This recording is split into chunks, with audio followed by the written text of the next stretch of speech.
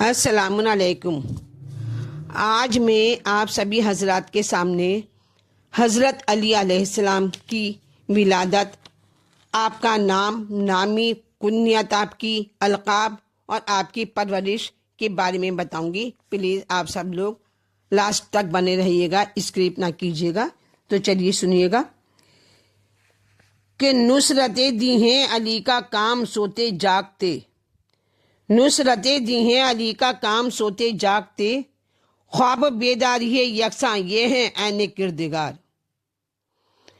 اس کی بیداری کی عظمت کو سن ہجری سے پوچھ، جس کا سونا بن گیا تاریخ دین کی یادگار، جس کا سونا بن گیا تاریخ دین کی یادگار۔ تو مولود کعبہ حضرت علی علیہ السلام حضرت ابو طالب جناب فاطمہ بنت اسد کے بیٹے اور پیغمبر اسلام صلی اللہ علیہ وسلم حضرت محمد مصطفیٰ کے نور، داماد، بھائی، جانشین اور فاطمہ زہرا کے شوہر حضرت امام حسن اور امام حسین اور زینب و ام کلثوم کے پدر بزرگوار ہیں۔ آپ جس طرح سرور کائنات کے نور میں شریک تھے، آپ جس طرح سرور کائنات کے نور میں شریک تھے، اسی طرح کار رسالت میں بھی شریک تھے۔ تو یوم ولادت سے لے کر تابع حیات پیغمبر اسلام کے مدار المنہم کی حیثیت سے پرواز رہے۔ میدان جنگ ہو یا امور مملکت ہو یا میدان جنگ، آپ ہر موقع پر تاجدار دو عالم ہیں۔ پیش پیش رہے رسول اکرم کے ساتھ میں آپ۔ عہدی رسالت کے صحیح فتوحات کا صحرا آپ ہی کے سر رہا ہے۔ اسلام کی پہلی منزل دعوت ذوالعشیرہ سے لے کر تابع ارتحال رسول، آپ نے وہ کارہائے نمایاں کیے جو کسی صورت سے بھلائے نہیں جا سکتے، اور کیوں نہ ہوں، جبکہ آپ کا گوشت پوست رسول کا گوشت پوست تھا، اور علی پیدا ہی کیے گئے تھے کہ اسلام اور پیغمبر اسلام کے لیے۔ علی پیدا ہی کیے گئے تھے اسلام اور پیغمبر اسلام کے لیے۔ تو آپ کی ولادت کے بارے میں سنیے کہ آپ کی نوری تخلیق خلقت سرور کائنات کے ساتھ ساتھ پیدائش عالم و آدم سے بہت پہلے ہو چکی تھی، لیکن انسانی شکل و صورت میں آپ کا ظہور نمودار 13 رجب سن 30 ہجری میں یوم جمعہ بمقام خانہ کعبہ میں ہوا۔ آپ کی ماں فاطمہ بنت اسد اور آپ اور باپ ابو طالب تھے۔ آپ دونوں طرف سے ہاشمی تھے۔ مورخین کا عالم نے آپ کے خانہ کعبہ میں پیدا ہونے کے متعلق کبھی کوئی اختلاف ظاہر نہیں کیا، بلکہ بالا اتفاق کہتے ہیں کہ آپ سے پہلے کوئی نہ خانہ کعبہ میں پیدا ہوا ہے اور نہ ہوگا۔ اس کے بارے میں علماء نے دعویٰ بھی کیا ہے۔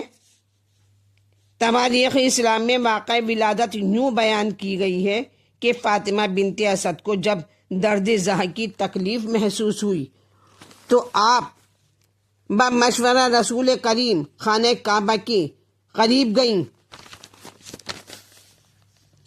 اور اس کا طواف کرنے کے بعد دیوار سے ٹیک لگا کر کھڑی ہو گئیں اور بارگاہ خدا کی طرف متوجہ ہو کر عرض کرنے لگیں، خدایا، میں مومنہ ہوں، تجھے ابراہیم بانی خانہ کعبہ اور اس مولود کا واسطہ جو میرے پیٹ میں ہے، میری مشکل دور کر، جو میرے پیٹ میں ہے میری مشکل دور کر دے۔ ابھی دعا کے جملے ختم نہ ہونے پائے تھے کہ دیوار کعبہ شق ہو گئی اور فاطمہ بنت اسد داخل کعبہ ہو گئیں، اور دیوار جوں کی توں ہو گئی۔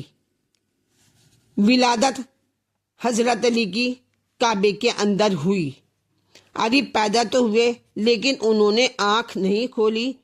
ماں سمجھی، جناب فاطمہ زہرا سمجھی کہ شاید بچہ بے نور ہے، مگر جب تیسرے دن سرور کائنات تشریف لائے اور اپنے آغوش مبارک میں لیا رسول خدا نے، تو حضرت علی نے آنکھیں کھول دیں اور جمال رسالت پر پہلی نظر ڈالی، سلام کر کے تلاوت و صحف آسمانی شروع کر دی، آسمانی کتابیں سنائیں، اور بھائی نے گلے لگایا اور یہ کہہ کر کہ اے علی، جب تم ہمارے ہو تو میں بھی تمہارا ہوں، فوراً منہ میں زبان دے دی۔ علی کے منہ میں فوراً رسول خدا نے زبان دے دی اور زبان رسالت سے دہن امامت میں 12 چشمے جاری ہو گئے۔ اللہ اکبر! اور علی اچھی طرح سیراب ہو گئے۔ اسی لیے اس دن کو یوم تربیہ کہتے ہیں، کیونکہ تربیہ کے معنی سیرابی کے ہیں۔ الغرض حضرت علی خانہ کعبہ سے چوتھے روز باہر لائے گئے اور اس کے در پر علی کے نام کا بورڈ نصب کر دیا گیا، جو ہشام ابن عبد الملک کے زمانے تک لگا رہا، اور آپ پاک و پاکیزہ، طیب و طاہر اور مختون پیدا ہوئے، اور آپ نے کبھی بت پرستی نہیں کی، اور آپ کی پیشانی کبھی بت کے سامنے بھی نہیں جھکی، اس لیے آپ کے نام کے ساتھ کرم اللہ وجہ کہا جاتا ہے۔ اور آپ کا نام جناب ابو طالب نے اپنے جد اعلیٰ جامع قبائل عرب قصا کے نام پر زید رکھا تھا، اور ماں فاطمہ بنت اسد نے اپنے باپ کے نام پر اسد رکھا ہے، اور سرور کائنات نے خدا کے نام پر علی رکھا ہے۔ تو نام رکھنے کے بعد ابو طالب اور بنت اسد نے کہا کہ حضور، ہم نے ہاتف غیبی سے یہی نام سنا ہے، اور آپ کا ایک مشہور نام حیدر بھی ہے، جو آپ کی ماں کا رکھا ہوا ہے، جس کی تصدیق اس رجز سے ہوتی ہے کہ جو آپ نے مذہب کے مقابلے میں پڑھا تھا۔ اس کے نام کے متعلق روایتوں میں یہ ہے کہ آپ جھولے میں تھے، ایک دن ماں کہیں گئی ہوئی تھی، جھولے پر ایک سانپ آ گیا، آپ نے ہاتھ بڑھا کر اس کے منہ کو پکڑ لیا اور کلے کو چیر پھینکا، اور ماں نے واپس ہو کر یہ ماجرا دیکھا تو بے ساختہ کہہ اٹھی، یہ میرا بچہ حیدر ہے۔ آپ کی کنیت و القاب بے شمار ہیں۔ کنیت میں ابو الحسن ہے آپ کا نام ابو تراب بھی ہے، اور آپ القاب میں امیر المومنین، المرتضیٰ، اسد اللہ، ید اللہ، نفس اللہ، حیدر کرار، نفس رسول اور ساقی کوثر زیادہ مشہور ہیں آپ کے نام۔ آپ کی پرورش کس نے کی ہے؟ آپ کی پرورش رسول اکرم نے کی، اور حضرت علی کے پیدا ہوتے ہی گود میں لیا اور منہ میں زبان دی، اور دودھ کے بجائے لعاب دہن رسول سے سیراب ہو کر رسول خدا بنے۔ اسی دوران میں جب آپ سرور کائنات کے زیر سایہ میں پرورش پا رہے تھے تو مکے میں شدید قحط پڑا، اور ابو طالب کے یہاں چونکہ اولاد زیادہ تھی، اس لیے حضرت عباس اور سرور کائنات ان کے پاس تشریف لے گئے اور ان کو راضی کر کے حضرت علی کو اپنے پاس مستقل طور پر لے آئے، اور عباس نے بھی جعفر طیار کو لے لیا۔ حضرت علی سرور کائنات کے پاس رات دن رہنے لگے، اور حضور اکرم محمد صلی اللہ علیہ وسلم نے جملہ نعمات الہی سے حضرت علی کو بہرور کر لیا، اور ہر قسم کی تعلیمات سے حضرت علی کو بھرپور بنا دیا، یہاں تک کہ علی نام خدا قوت بازو بن کر یوم بعثت 27 رجب کو کل ایمان کی صورت میں ابھرے، اور حضور کی تائید کر کے اسلام کا سکہ بٹھا دیا۔ اب ان کا اظہار ایمان دیکھیے کہ مسلمانوں میں اکثر یہ بحث چھڑ جاتی ہے کہ سب سے پہلے اسلام کون لایا، اور اس سلسلے میں حضرت علی کا نام بھی آ جاتا ہے، حالانکہ آپ موضوع بحث سے خارج ہیں، کیونکہ زیر بحث وہ لائے جا سکتے ہیں جو یا تو مسلمان ہی نہ رہے ہوں، اور تمام عمر شرک بت پرستی میں گزری ہو، جیسے حضرت ابو بکر، حضرت عمر، حضرت عثمان وغیرہ.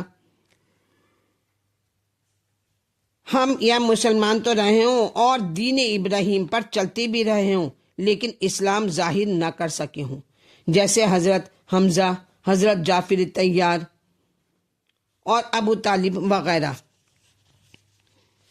تو حضرت علی یہ کعبے میں فطرتاً اسلام پر پیدا ہوئے اور رسول اسلام کی گود میں آنکھ کھولی اور لعاب دہن رسول سے پرورش پائی اور آغوش رسالت میں پلے بڑھے.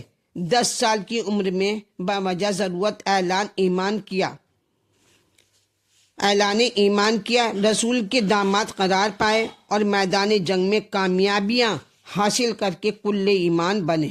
کیا کہنے، پھر امیر المومنین کے خطاب سے سرفراز ہو گئے. حضرت علی تو کبھی کافر رہے ہی نہیں، کیونکہ آپ شروع سے حضرت رسول خدا کی کفالت میں اسی طرح رہیں جس طرح خود حضرت کی اولاد رہتی تھی، اور کل امور میں حضرت کی پیروی کرتے تھے.